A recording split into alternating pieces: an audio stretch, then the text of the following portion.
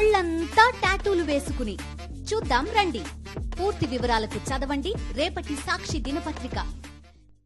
కర్ణాటకలో జరిగిన వాల్మీకి స్కామ్ కర్ణాటక కాంగ్రెస్ కే కాదు, తెలంగాణ కాంగ్రెస్ కూడా ముచ్చెమటలు పట్టిస్తోంది. కింద మీద పడి ఇక్కడ కాంగ్రెస్ వాళ్ళు, రేవంత్ రెడ్డి గారు మీడియాను మేనేజ్ చేస్తూ విషయాలు బయటికి రాకుండా ఆపుతా ఉన్నారు.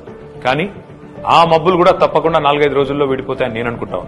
గవర్నమెంట్ డబ్బులు గవర్నమెంట్ అకౌంట్ల నుంచి అక్రమంగా ఏ కారణం లేకుండా సరిగ్గా పార్లమెంట్ ఎలక్షన్ కు ముందు 180 కోట్ల రూపాయలు దారిమళ్లినాయి. కర్ణాటక ముఖ్యమంత్రి స్వయంగా సిద్దరామయ్య గారు అసెంబ్లీలో ఈ వాల్మీకి స్కామ్ లో భారీ ఎత్తున డబ్బులు దారిమళ్లినాయని ఆయనే ఒప్పుకున్నారు.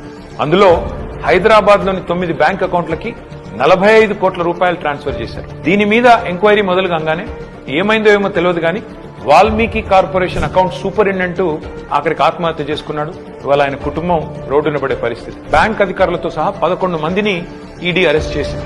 కర్ణాటక నుండి మన తెలంగాణకు అక్రమంగా ఈ డబ్బు ఏ అకౌంట్లలోకి వచ్చింది, ఆ అకౌంట్లు ఎవరివి, ఈ తీగ లాగితే తెలంగాణ కాంగ్రెస్ డొంక మొత్తం కదులుతా ఉన్నది. మొన్న పార్లమెంట్ ఎన్నికల్లో తెలంగాణ కాంగ్రెస్ పార్టీ తన ఖర్చులకు ఈ డబ్బులే వాడినట్టుగా అనిపిస్తా ఉంది. 4.5 కోట్ల రూపాయలు నేరుగా V6 బిజినెస్ అనే కంపెనీకి ట్రాన్స్ఫర్ అయినట్టుగా ఆధారాలున్నాయి. ఈ V6 బిజినెస్ కంపెనీ ఓనర్ ఎవరు? SIT, CID, ED ఈ దాడులన్నీ జరిగిన తర్వాత కూడా మన తెలుగు మీడియాలో ఈ వార్తలు రాకుండా అడ్డుకుంటున్నది ఎవరు? పార్లమెంట్ ఎన్నికల సమయంలో కొన్ని బంగారం షాపులు, బార్ల నుండి భారీ మొత్తంలో డబ్బులు తీసుకున్నట్టుగా తెలుస్తా ఉంది. వారికి కాంగ్రెస్ పార్టీకి ఉన్న అనుబంధం ఏంది? ఇవన్నీ కూడా బయటికి రావాలి. కర్ణాటక ముఖ్యమంత్రి సిద్దరామయ్యను గనక పొరపాటున తొలగిస్తే పక్కన ఉన్న తెలంగాణ సర్కారు కూడా కూలుతుంది అని ఈ మధ్యనే కర్ణాటక మంత్రి సతీష్ జరికోలి అంటున్నారు. మరి కర్ణాటక కాంగ్రెస్ తో తెలంగాణ కాంగ్రెస్ కు అంతలాగా పెనవేసుకున్న ఈ అనుబంధం ఈ వాల్మీకి స్కామేనా?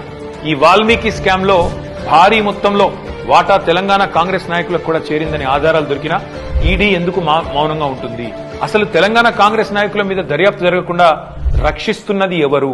పార్లమెంట్ లో గాయ చేసుడు తప్ప బయట మాత్రం ఏమీ తమ సొంత పార్టీ అవినీతి మీద నోరు విప్పని రాహుల్ గాంధీ ఖచ్చితంగా నోరు విప్పాలి.